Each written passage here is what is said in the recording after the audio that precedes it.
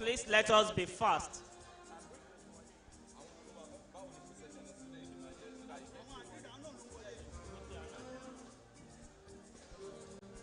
The guy at the back will not hear what you are saying. I mean, the security guy outside. So I told him to send someone to him. So that immediately the procession of the vice chancellor and all the guys they lost that. Announcing the student procession of the Faculty of Education, led by Mr. Adejuwon. Congratulations to all the students. Please quickly take your seats.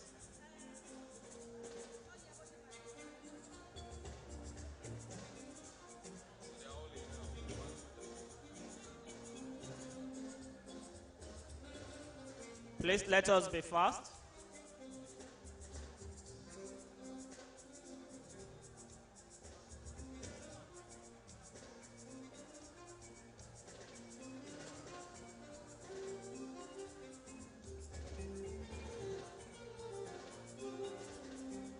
There's water on the backside there, so they might not be able to walk in fast enough. That's what is that's the lady.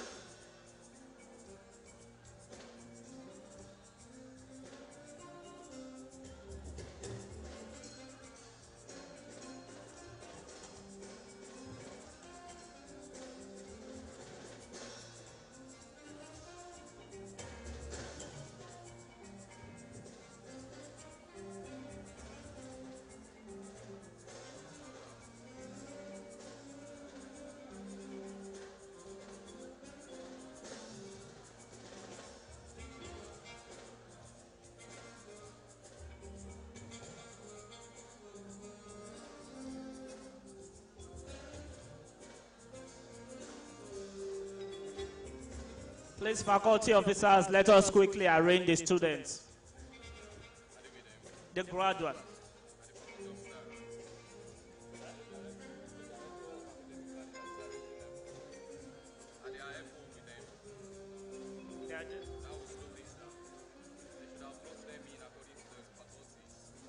Yes, they are coming according to the faculties. Faculty of Agriculture is fitting, followed by education. And we now have the management. Okay, it's the other way now. Alphabetical. Alphabetical.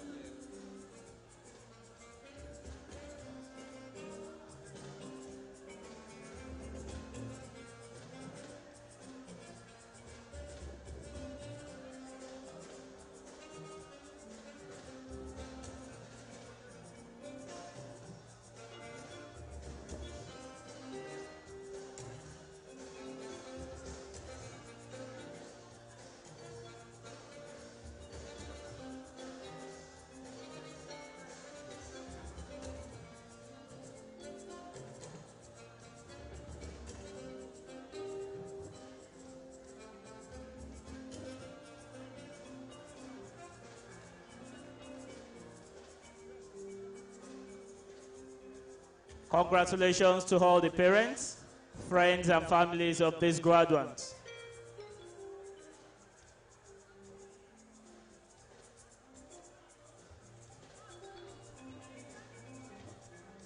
Please, the security, this announcement is very important. Immediately, the Vice Chancellor and the Chancellor enter the auditorium. All doors must be closed.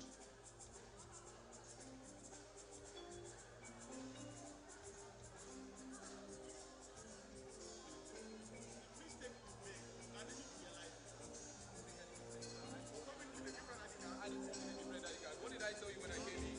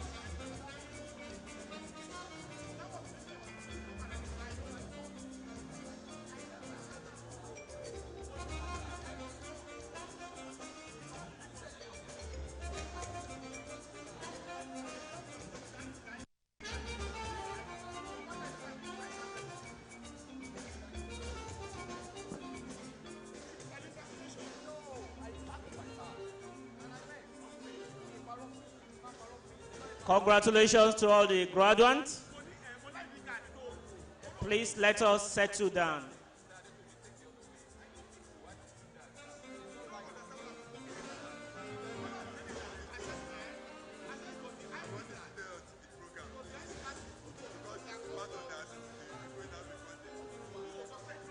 Please, this announcement is very important.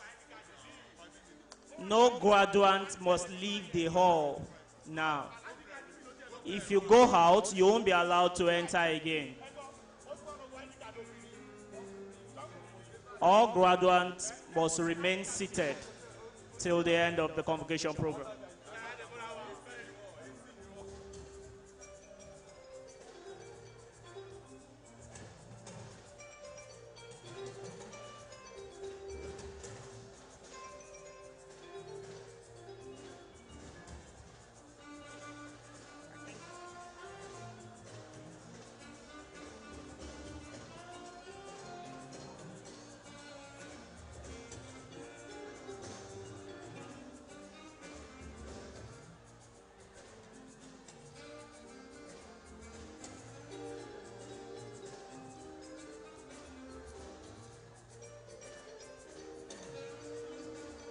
We recognize and congratulate all the parents in the house.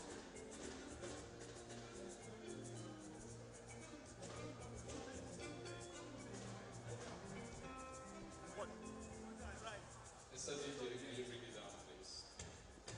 Bring it down, please. If the hall cannot take the students, please take the gallery, please. If the hall is not taking you all, please use the gallery, please. Can we please shut the back door then, please?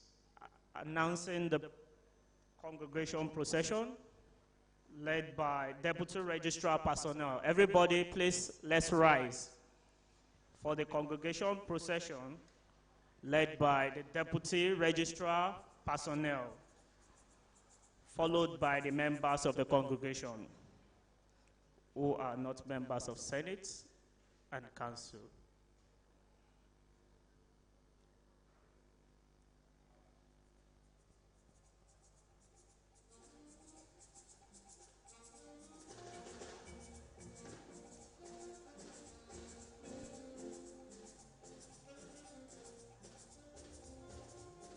Also announcing the Senate procession led by the Deputy Registrar Academic Affairs,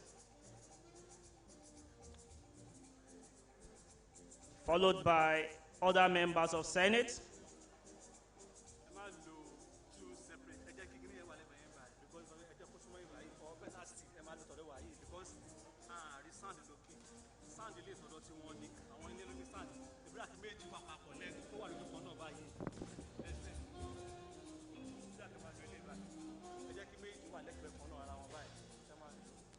The Senate procession led by the Deputy Registrar Academic Affairs, followed by other members of Senate, the directors of centers, deans of faculties, professors, and provosts of colleges.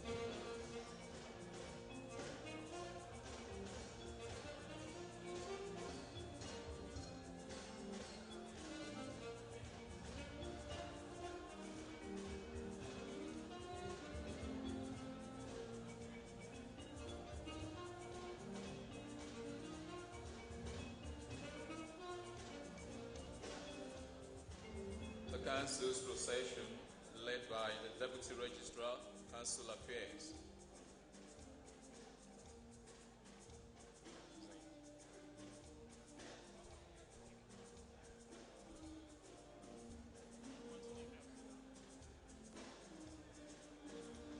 The Council's procession, led by the Deputy Registrar, Council Affairs.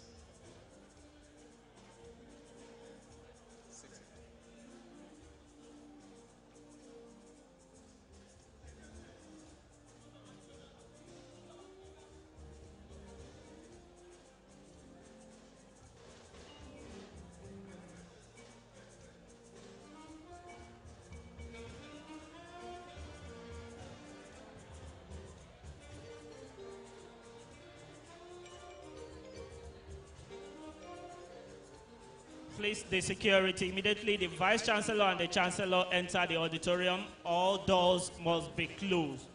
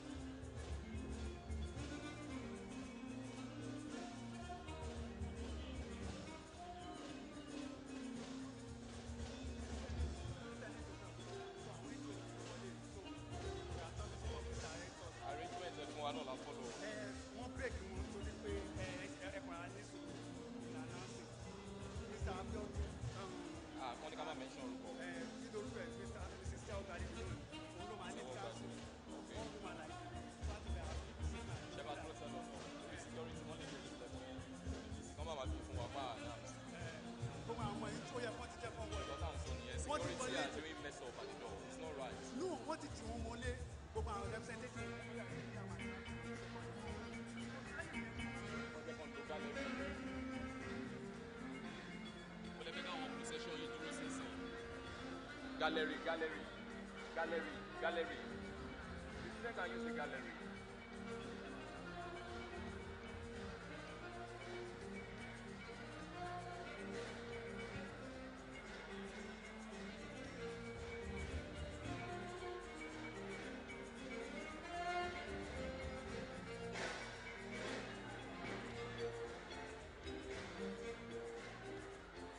Please, immediately the Chancellor procession comes in, all doors must be closed.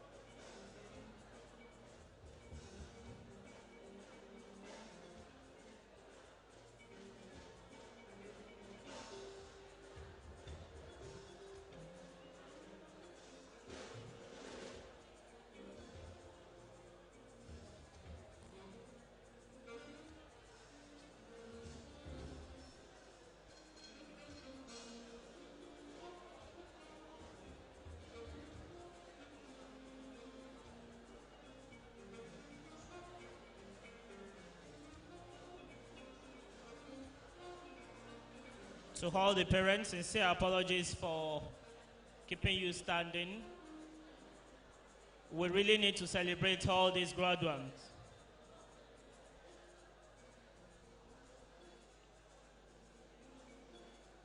Today is their day.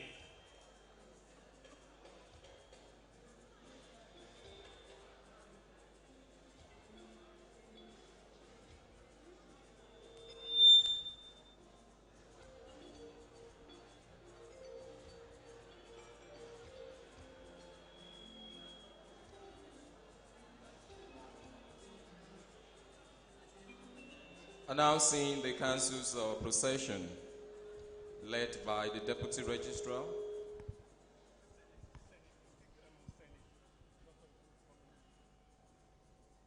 Apologies on that, please. Still the Senate procession, please.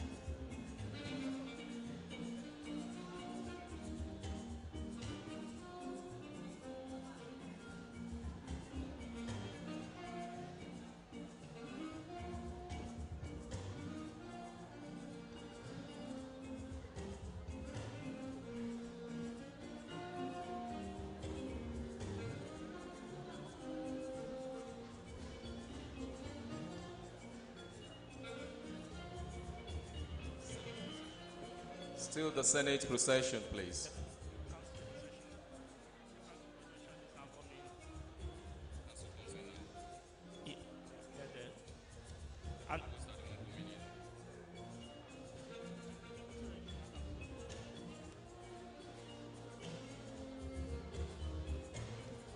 Announcing the arrival of the council procession. Led by the Deputy Registrar, Council Affairs, the Bossa, the University Librarian, registrars of other universities, Vice Chancellors of other universities, Pro-Chancellors of other universities, members of Council, University Orator, the Registrar, the Deputy Vice Chancellors, former Vice Chancellors of the University, Chancellors of other universities.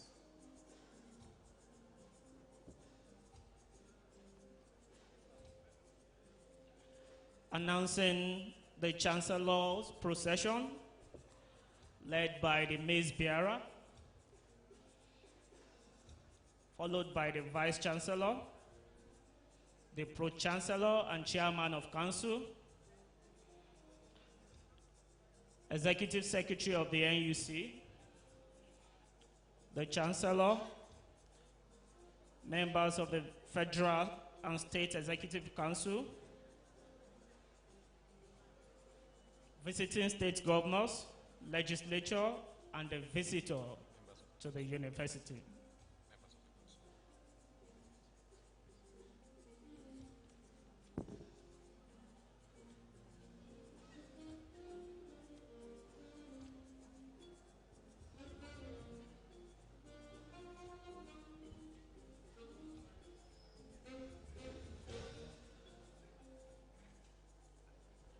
Anthem. The anthem, please.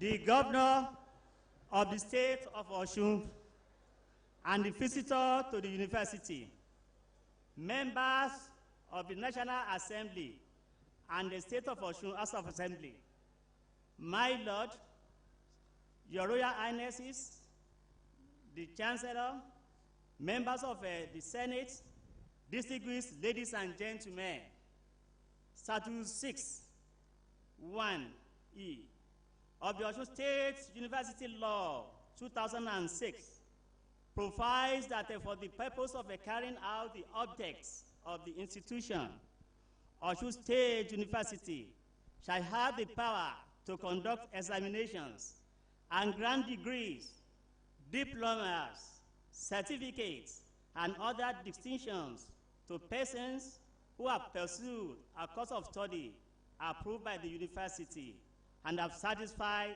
other requirements as the university may lay down. Article 5(7) of the second schedule of the university statute, number 1, states that, subject to section 7 of this law, the chancellor shall be the chairman at all meetings of convocation when he is present, and in his absence, the vice chancellor shall be the chairman at the meeting. I therefore humbly invite the vice chancellor, Professor Labo Pokuola, to declare the 8th convocation ceremony open for the conferment of a first degrees of the university and presentation of a special prizes.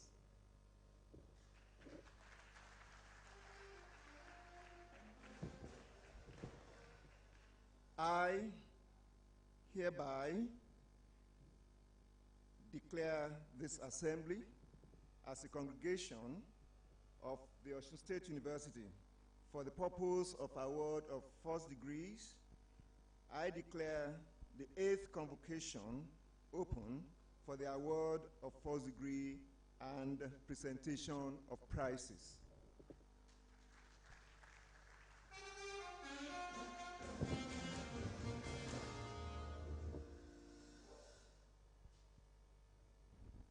I hereby invite the Vice Chancellor, Professor Labo Pokuola, to present his convocation address.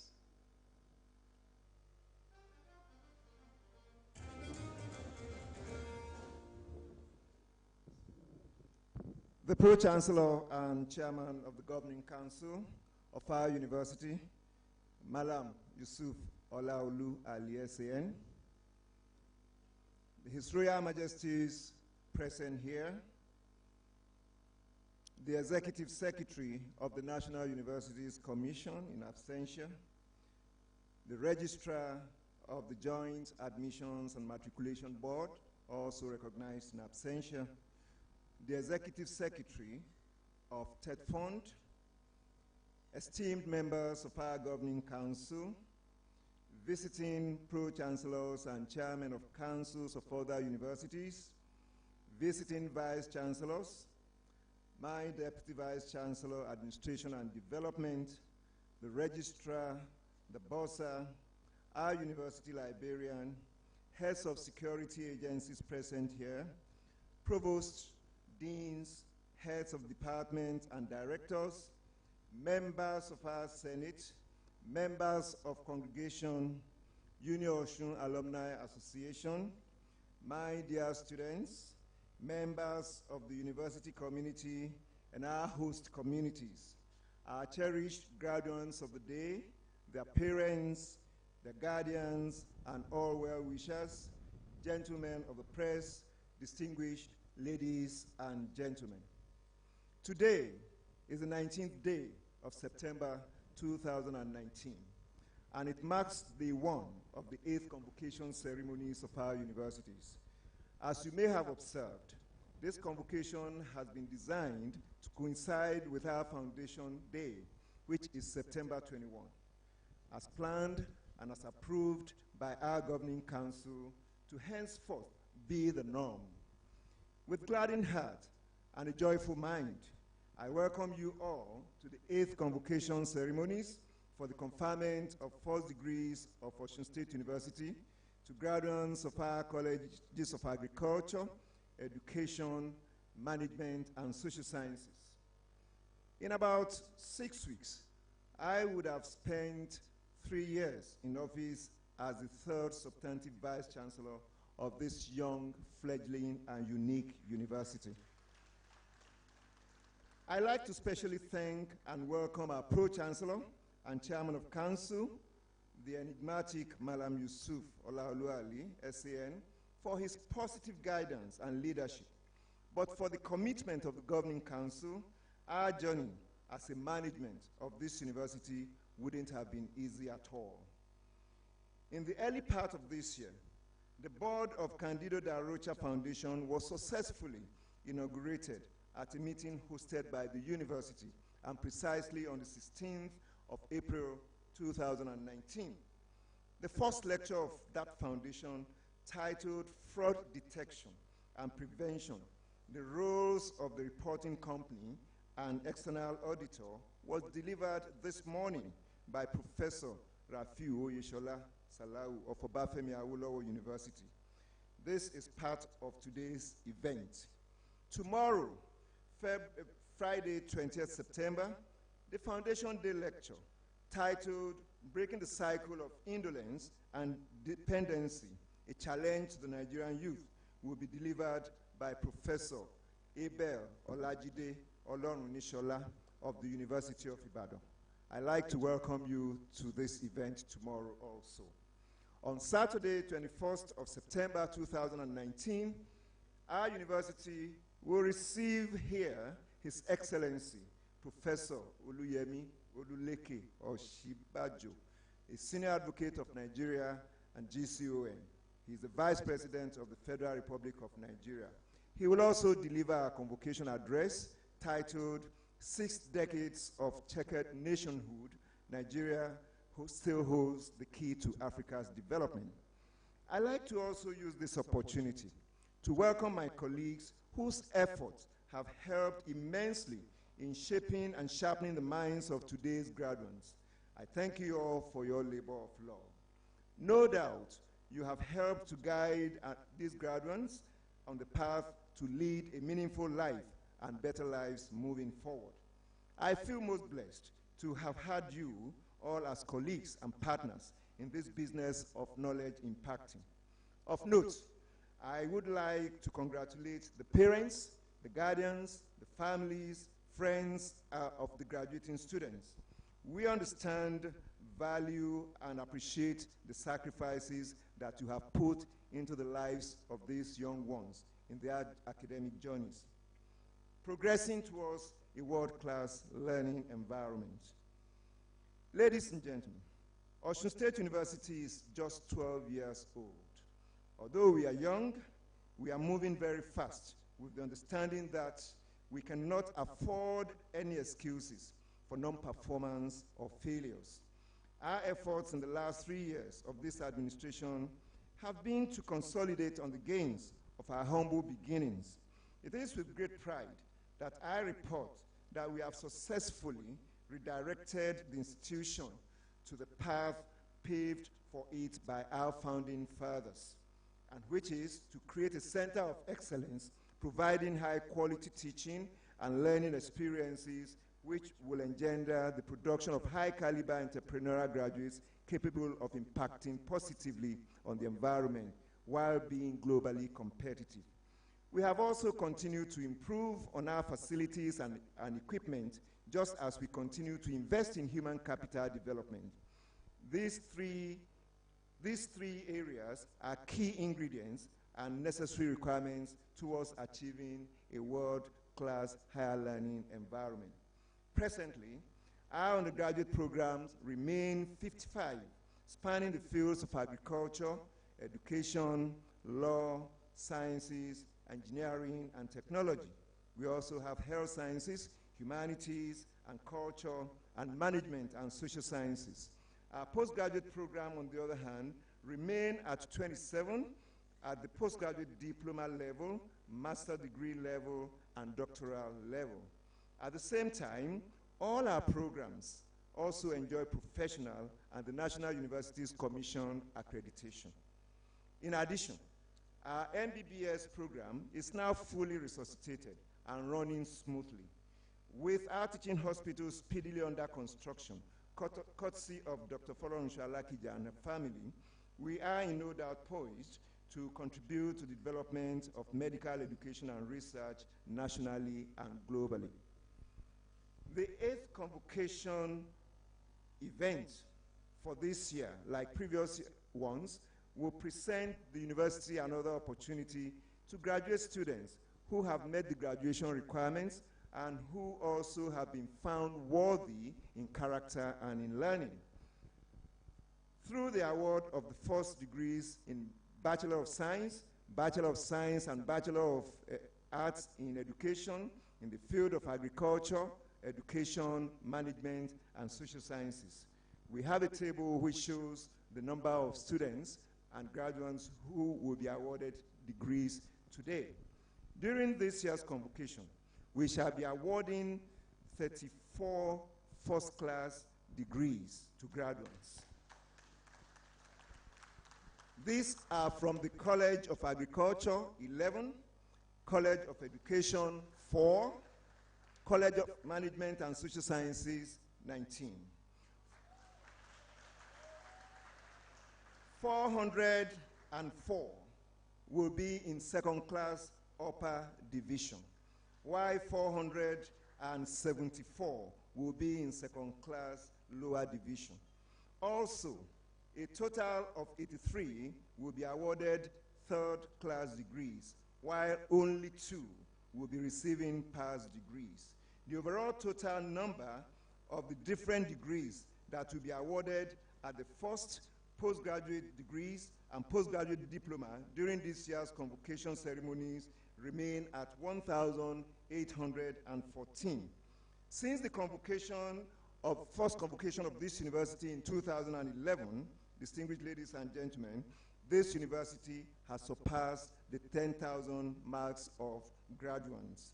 Till date, we have 10,001 graduates of this young and fledgling university. Again, I'd like to report that this year's convocation is very unique because for the first time in the history of this university, we have 2 overall best graduating students, a male and a female. Both recorded a tie in their final CGPA, both scored 4.84. This buttresses the saying that what a man can do, and some even say women can even do it better. This unique young lady and gentleman are Adedolapo Mojid Ogunbire. He is of the Faculty of Engineering.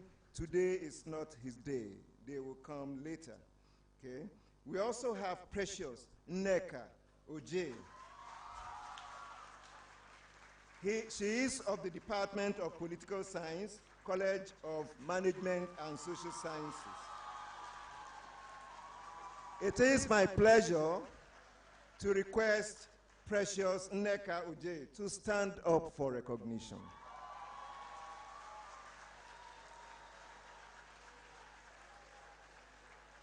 Congratulations. Once again, I'd like to congratulate all my children, the graduates, their parents, their guardians, their families, and well-wishers. You have persevered, and your presence in this convocation ceremony is a demonstration of your progress, silently achieved through toiling and burning of the proverbial midnight candle. Graduation is an important turning point for all students. Although many of you will view it as an ending of schooling life, that is not correct. You still have to study and study and study till the end of your lives. I urge you all to find your purpose and resolve to play a role in shaping our world. Our world needs great leaders. Our world needs great followers. Our world needs great citizens. And we pray that you will all contribute to the greatness of our world. I want you to be one of those who will contribute positively to life. A sustainable world devoid of injustice and inequity is the sum of all our dreams and aspirations. Become creators of the world that you wish to live in. Do not limit yourself by the often touted statements by our professors about the so-called good old days. I want to say that your own days are actually better than our own days. Seize the moment, take advantage of the countless opportunities. Be diligent, be honest, love Nigeria, be prayerful, and all shall be well with you. As we send you forth today, go out there and excel. There are no shortcuts to success. Forget not your alma mater, and always be good ambassadors of this university and your families. I want to wish you all the very best. God will continue to be with you. You'll be great in life, and you'll be part of the progress of Nigeria. I'm also glad to inform you on a final note that your certificate for the first time are ready for collection. I thank you very much for listening. Good morning.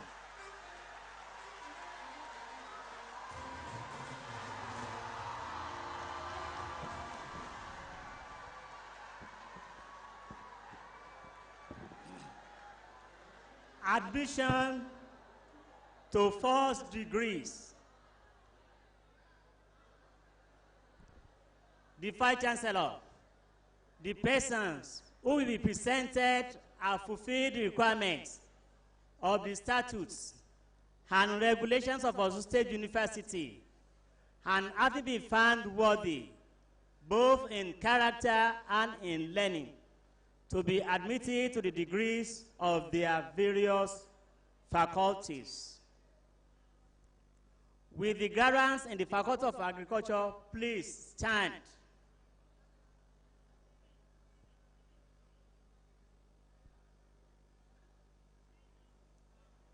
The Dean, Faculty of Agriculture, Professor A.L. Kinde.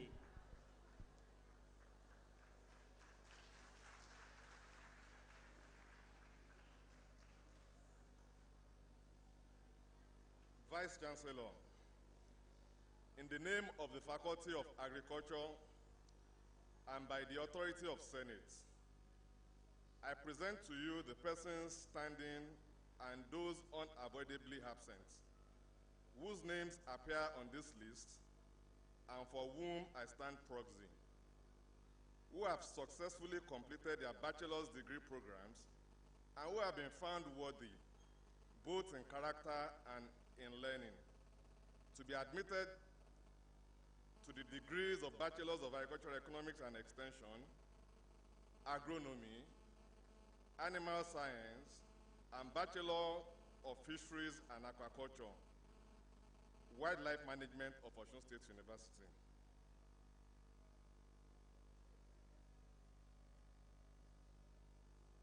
I admit you all.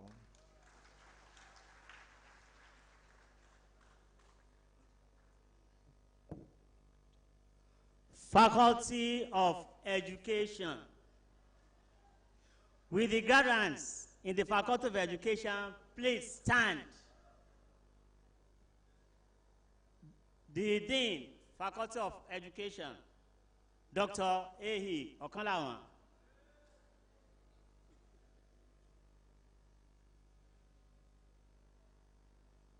Vice Chancellor, in the name of the Faculty of Education and by the authority of Senate, I present to you the persons standing and those who are unavoidably absent, whose names appear on this list,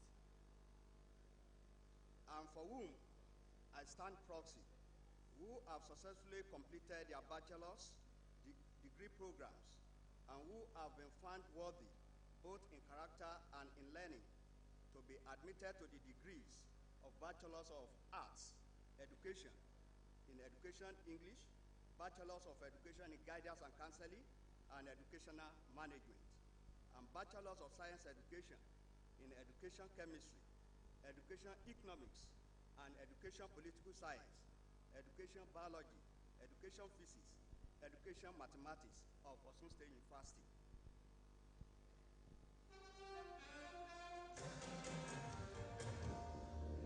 I admit you all.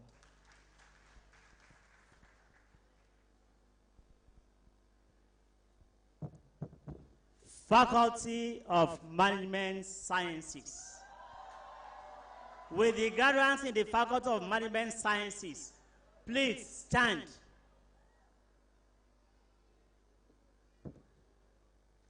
Dean, Faculty of Management Sciences, Dr.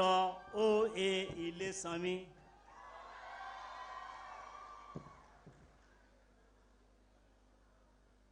Vice Chancellor, in the name of the Faculty of Management Sciences and by the authority of Senate, I present to you the persons standing and those unavoidably absent, whose name appear on this list and for whom I stand proxy, who have successfully completed their bachelor's degree programs and who have been found worthy, both in character and in learning, to be admitted to the degrees of Bachelor of Science in Accounting, Banking and Finance, Business Administration, Entrepreneurship, and Industrial Relations and Personnel Management of Osun State University.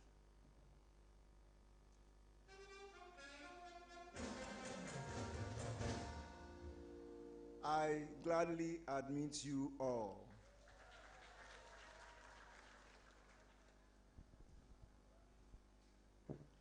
Faculty of Social Sciences. With the graduates in the Faculty of Social Sciences, please stand. The Dean, Faculty of Social Sciences, Dr. Ari Asinyebola.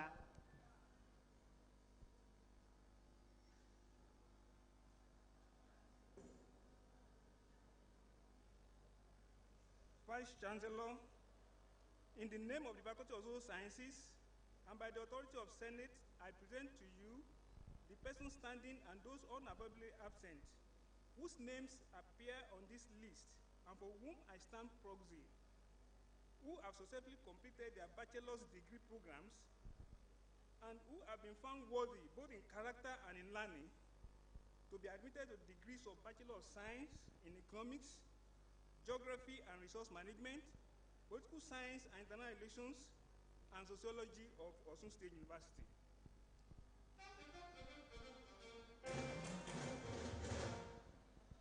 I admit you all.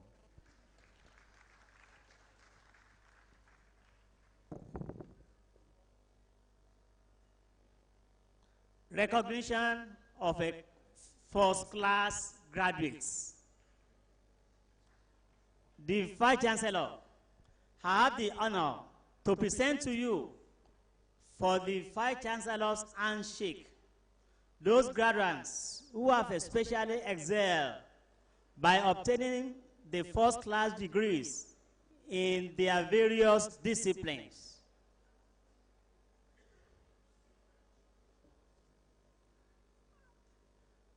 When I read your name, you will please come out. Faculty of Agric, Department of Agricultural Economics and Extension. Osun Ifeoluwa Deborah, 4.65. Adeagbo Ifeoluwa Elizabeth, 4.58. Agboola John Olabayo, 4.58. Olagunju Samson Oluwatayo, 4.58. And Olatunde Mary Abimbola, 4.57.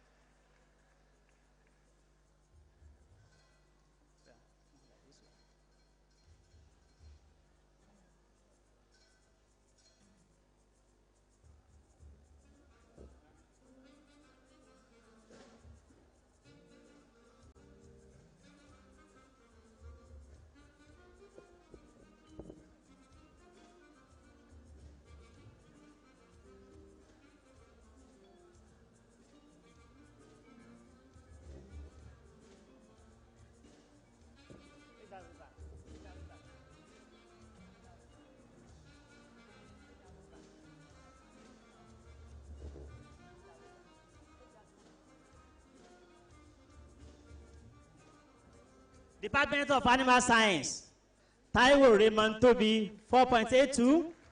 Agboola Abisola Esther, 4.72. Ajibola Gideon Sheung, 4.68.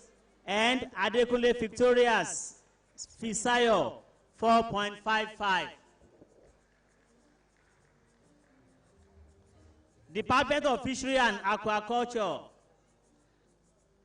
Akinrin Ade Akinfenwa John, 4.62.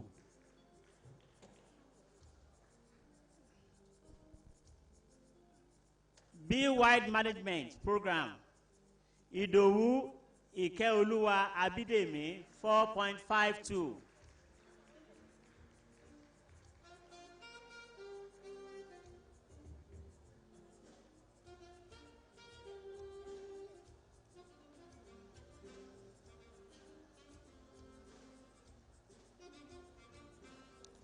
Faculty of Education, BSc Ed Economics, Dada Kende Rachel, 4.53.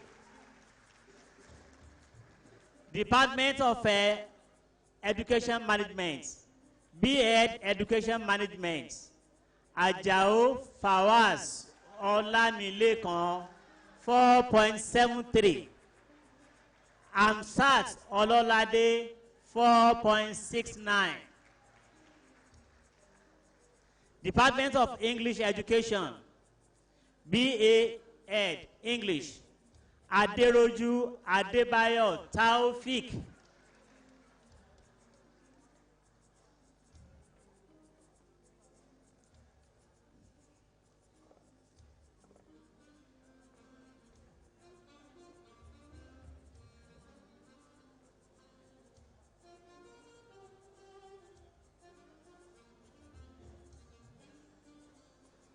Faculty of Management Sciences, BSc Accounting, Adekunle Adedayo Ayomikun, 4.76. Bolarinwa Kayode Temitope, 4.70. Adebayo Adedotun John, 4.69. Ayandare Oluwatosin Mayowa, 4.57. Akinkunle Asisat Abisola 4.53. Shotayo Opeyemi Zainab 4.51.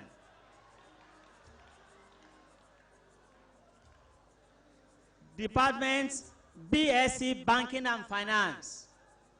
Adekunbi Mayowa Abiodun 4.56. Department of Business Administration. BSc Business Administration. Odediran Dasola Temitope. Oyeniyi Faith Adiremi. Ibrahim Zainab Temitope. Ajayi Deborah Adebimpe. Department of Industrial Relations and Personnel Management. BSc Industrial Relations and Personnel Management. Odeyemi Sarah Itunu. Ojelere Mayowa Christiana. Ogundiran Ibrahim Olayemi. Congratulations.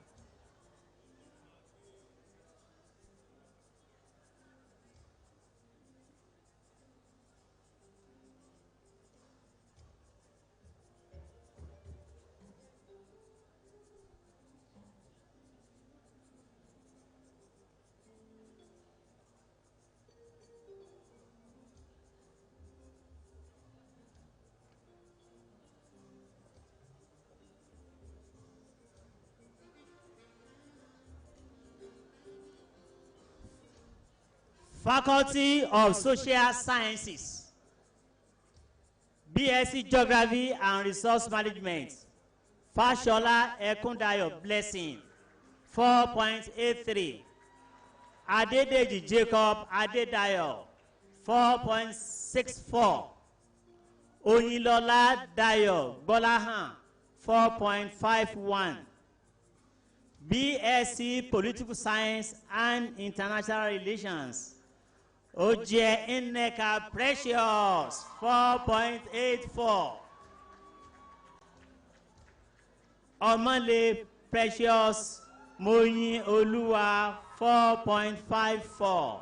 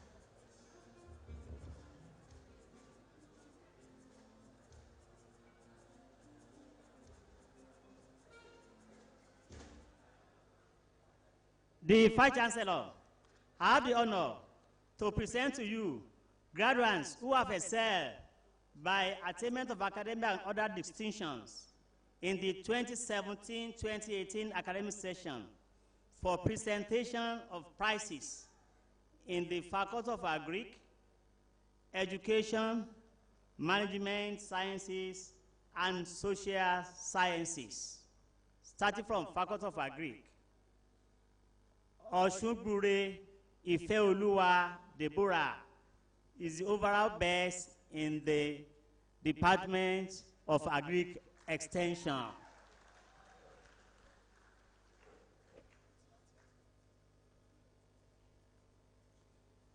Taiwo Raymond Tobi is the best overall student in the Department of Animal Science.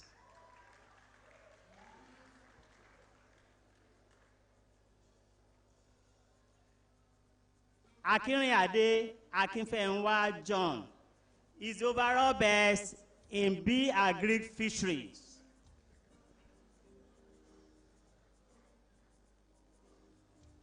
Idowu Ikeoluwa Abidemi is the overall best in bee wildlife management.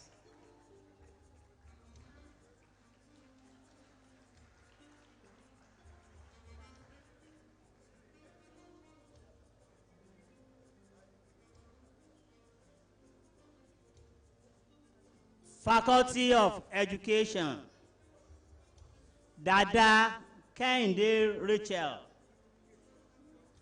is the best overall student in the Department of Economics Education.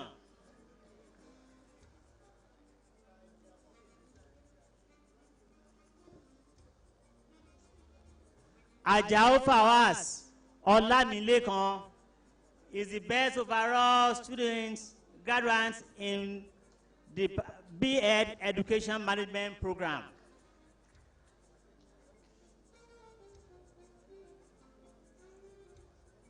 Aderoju Adebayo Taufik is the only first-class student and the overall best in the Department of B.A. English Education.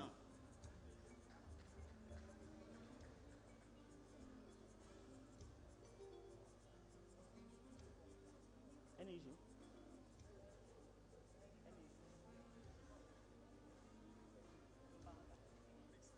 Okay.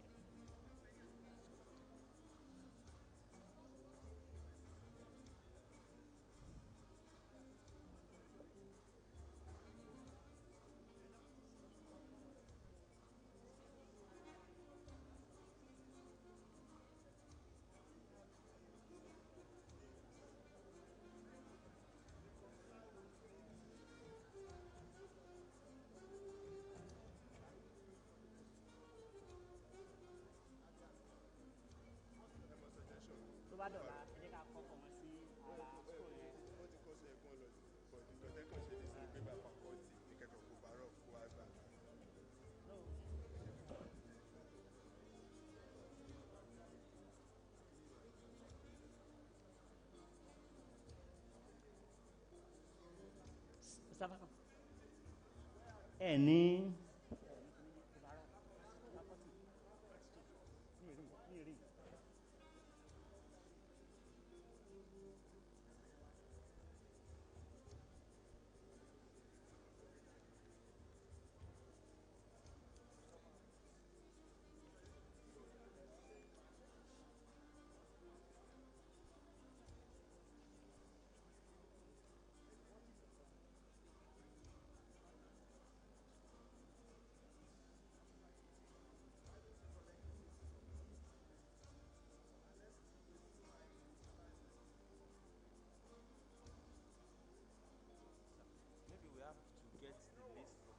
okay. When? Say later. Now.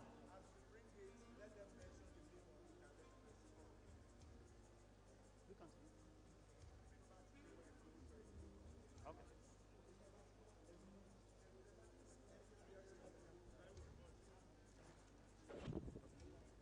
Adekunle Adedayo Ayomikun. That's accounting.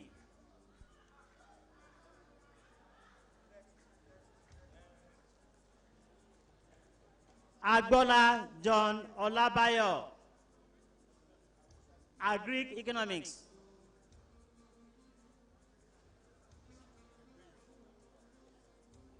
Olagunsoye Samson Oluwatayo, Agric Economics.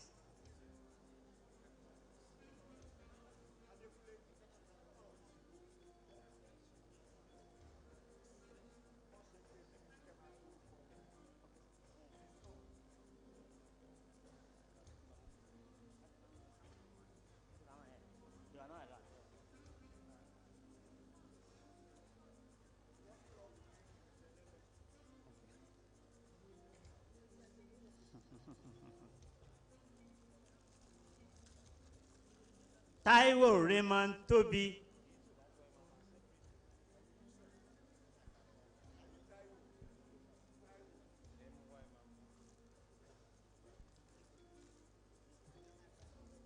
Olatunde Mary Abimbola. Olatunde Mary Abimbola.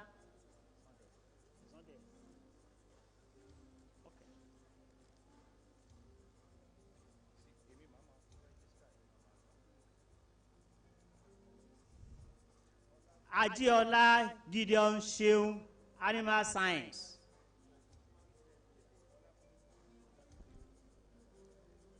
Ajiola Gideon Sheung, Animal Science.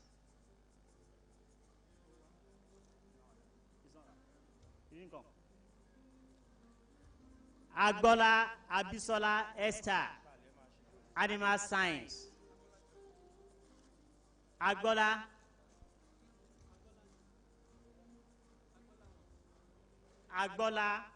Abisola Esther.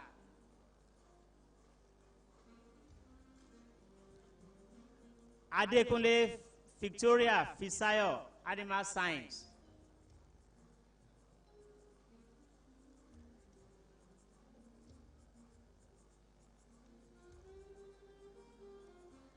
Akinriade Akinfenwa John, Fishery.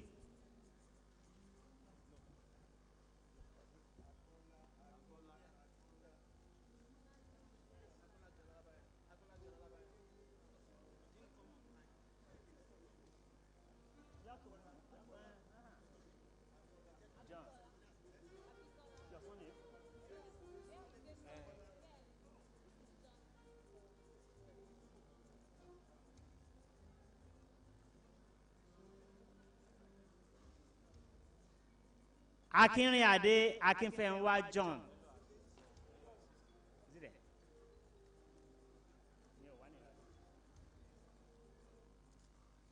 Idowu Ikeoluwa Abidemi.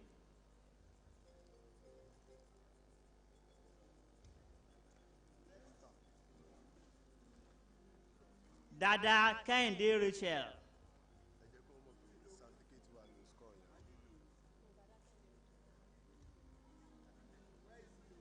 Dada Kehinde Rachel.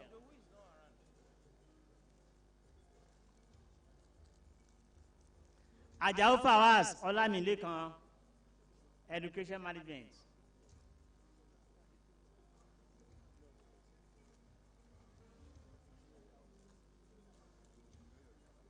Olagunsoye Samson Oluwatayo.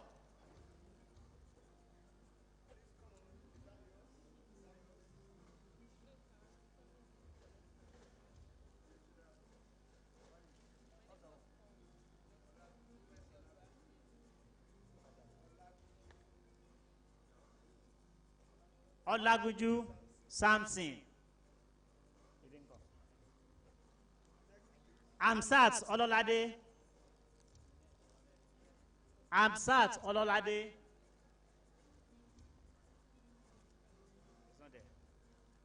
Bọ́lárìnwá Káyọ̀dé Tèmítọ́pẹ́.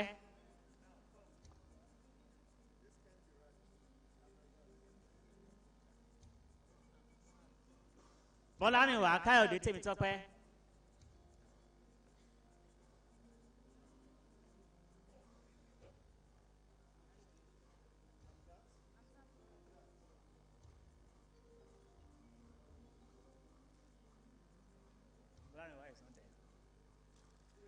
Adébáyọ̀ Adédọ̀tun John. Adébáyọ̀ Adédọ̀tun John.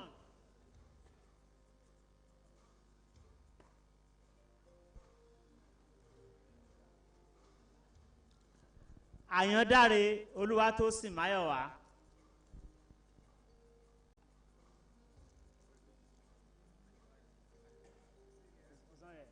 Is it coming?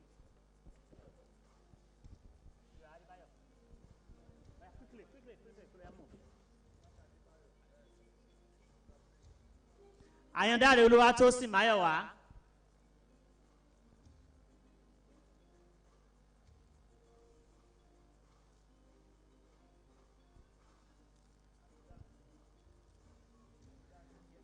Akínkúnlé Asisat Abisola. Akínkúnlé Asisat Abisola,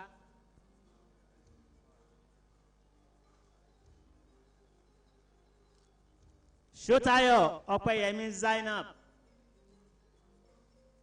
Zotayo Opeyemi Zainab,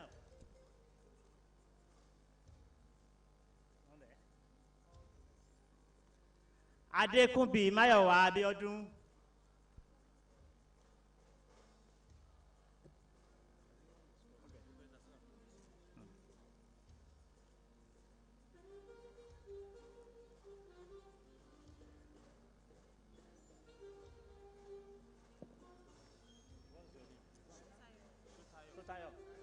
Shotayo,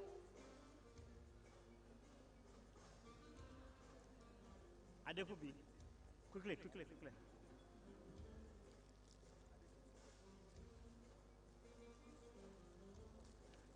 Ọ̀dẹ́dìran Dásọ́lá Tèmítọ́pẹ́, Ọ̀dẹ́dìran Dásọ́lá Tèmítọ́pẹ́,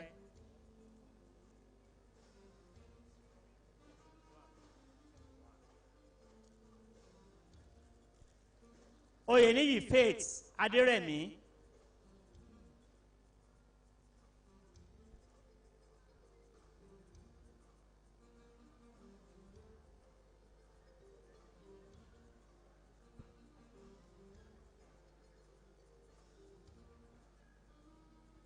Oyeniyi Faith Adérẹ̀mí, Ibrahim Zainab Tèmítọ́pẹ́,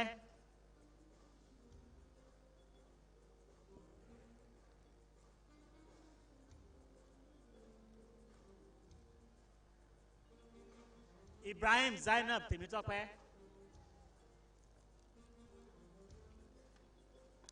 Ajayi Deborah Adébímpé, Ajayi Deborah Adébímpé,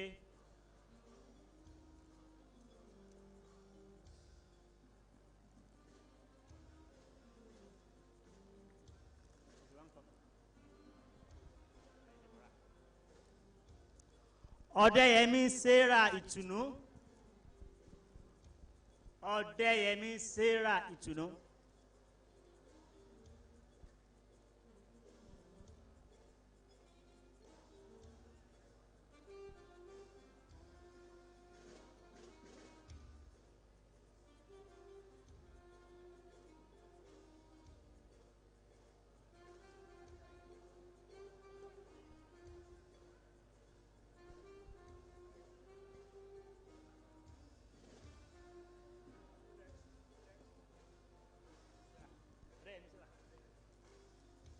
Ọ̀jẹ̀lérè Máyọ̀wá Christiana, Ọ̀jẹ̀lérè Máyọ̀wá Christiana,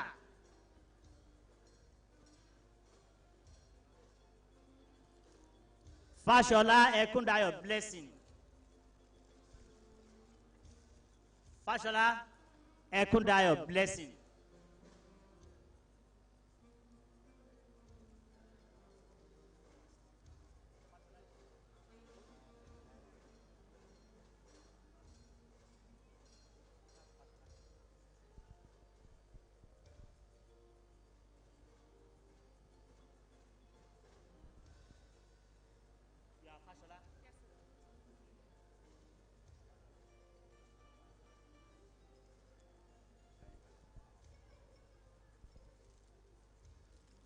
Ògúnníran Ibrahim Ọláyẹmí,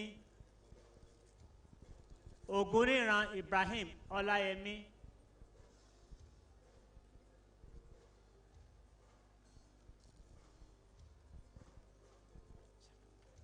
Adédèjì Jacob Adédayọ̀,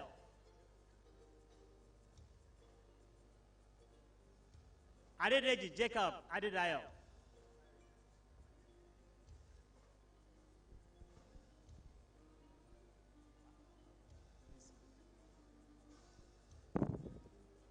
Oyinlola Dayọ̀ Gbọ́láhàn, Oyinlola Dayọ̀ Gbọ́láhàn,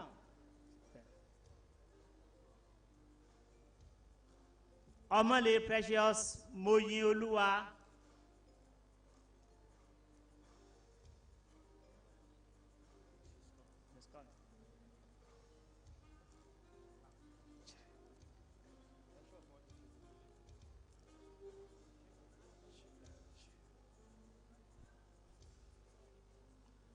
ó jẹ́ Nneka Precious.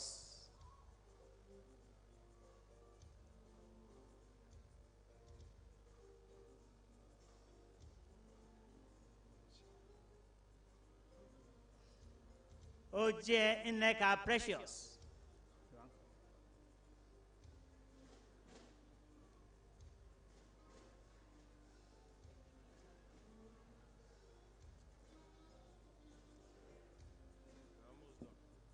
No problem. Adekunle Victoria Fisayo. Adekunle Victoria Fisayo.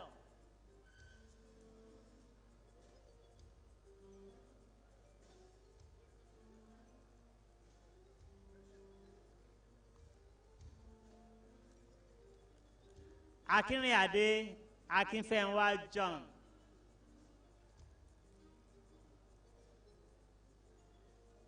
Akinrinade Akinfenwa John.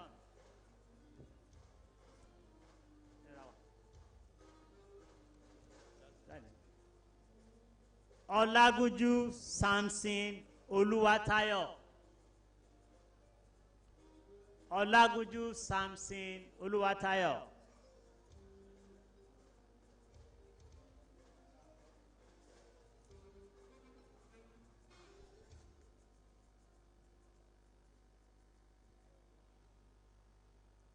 Induction of graduates as members of the Alumni Association. I invite the Vice Chancellor to administer the alumni oath of allegiance on all the graduates in accordance with a global university tradition which makes all graduates members of the Alumni Association of their institution. I have the honor of inviting the Vice Chancellor, Professor Labode Popola, to induct the graduates as member of Osun State University Alumni Association.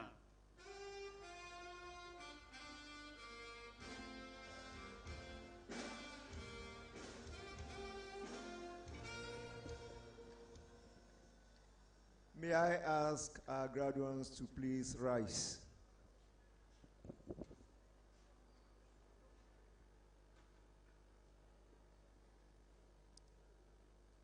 You will raise your right hand and you will say after me. I, you mention your name, a graduate of the 2017-2018 class,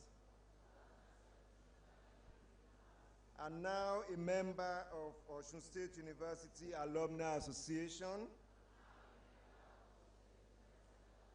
solemnly swear this oath of allegiance that I will be a worthy ambassador of Osun State University and contribute my best to facilitate the growth and development of the institution and the Alumni Association, that I will work in concert with my colleagues to promote the mission, vision, and good name of the university everywhere I may find myself, that I will bear true allegiance to and uphold the philosophy, aims, and objectives of the Osun State University Alumni Association,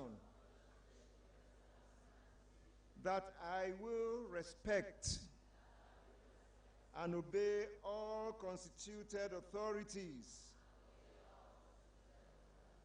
and cooperate with other branch, zonal, and national executives of the Alumni towards the realization of the mission, aims, and objectives of the association. So help me God.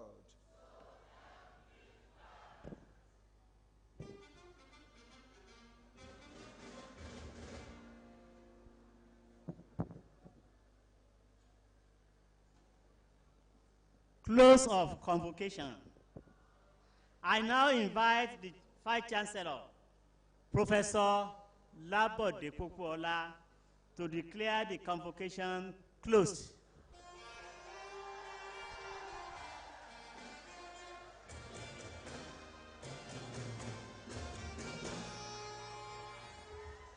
I now have the privilege of declaring this convocation closed.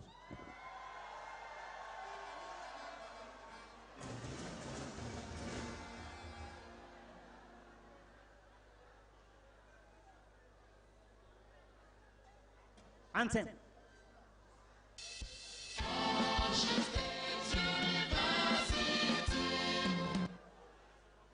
Please don't open that door. Close the door, please. You cannot go out until after recession. Recession is in reverse order.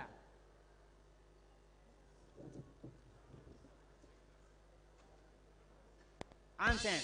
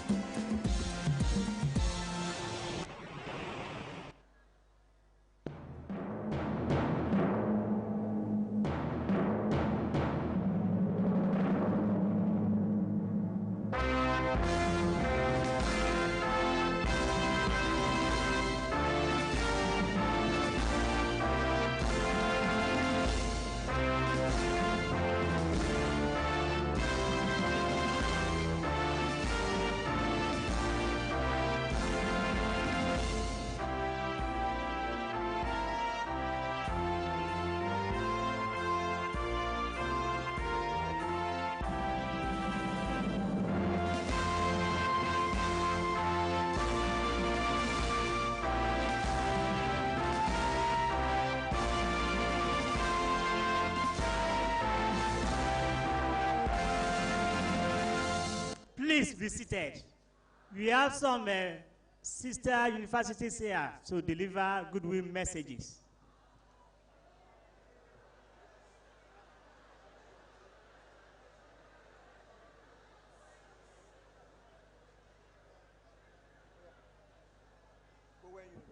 Bowen University.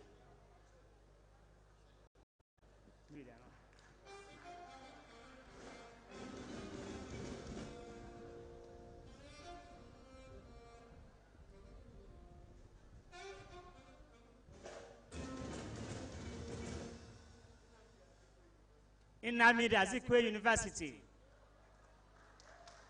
Nnamdi Azikiwe University.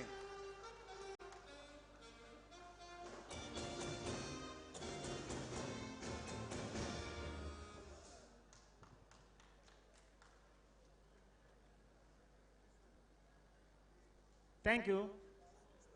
Okay. Recession in reverse order. Please stand. Please, let's stand.